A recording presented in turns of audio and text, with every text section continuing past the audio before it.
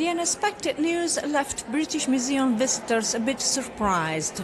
The Elgin marbles will have to go back to Greece as the new Prime Minister, Kyriakos Mitsotakis, wants the Parthenon sculptures to be shown in Athens.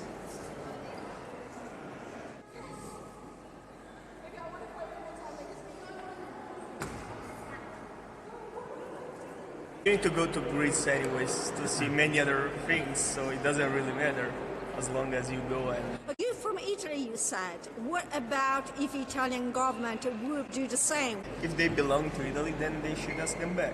If they don't, and they were just made in Italy, but they belong to somewhere else, then they should stay where they are.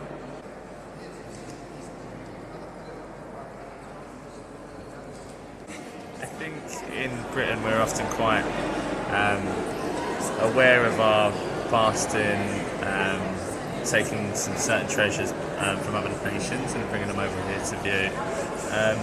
I personally think that they should probably go back to Greece and that the Greeks should be able to see them in their own museums and their own places. I'm sure there are also arguments to say why they might be better looked after here, but yeah, I'm just lucky to see them, and I think they are great. His mother is Greek, and we're trying. What do you think? Shall they give the Elgin marbles back to Greece? They should give it back. That's where they belong. Okay, I do. I think they should give them back. Yes, but I don't know the full history. Who gave them to us in the first place? I don't know well enough the conditions under which they were given. Were they given by a government? Were they given with the consent of the people?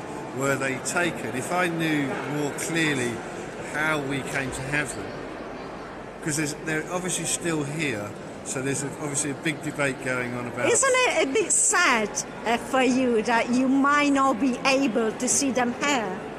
But it's very easy for me to go to Greece and see them originally they were on the Acropolis, is that right? So it'd be much nicer for me to see them in position, I'm sure. You know. This pattern of marbles dates back at least to 80 years ago. The Greek government has disputed the British Museum trustees' legal title to the sculptures. But now that Britain is leaving the European Union, the fight might become as fierce as the one between centaurs and lapis, a symbolic struggle between the wild animal instincts and the human civilized wisdom. After all, imperialism, with its conceit of expanded civilization, has been as ambiguous and violent as the half-human, half-horse mythological creatures.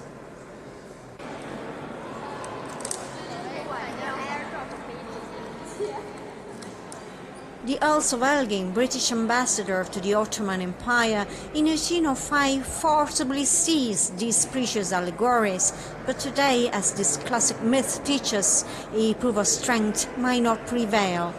I don't think Britain should fight a losing battle. Eventually, this will be a losing battle, the Prime Minister of Greece said.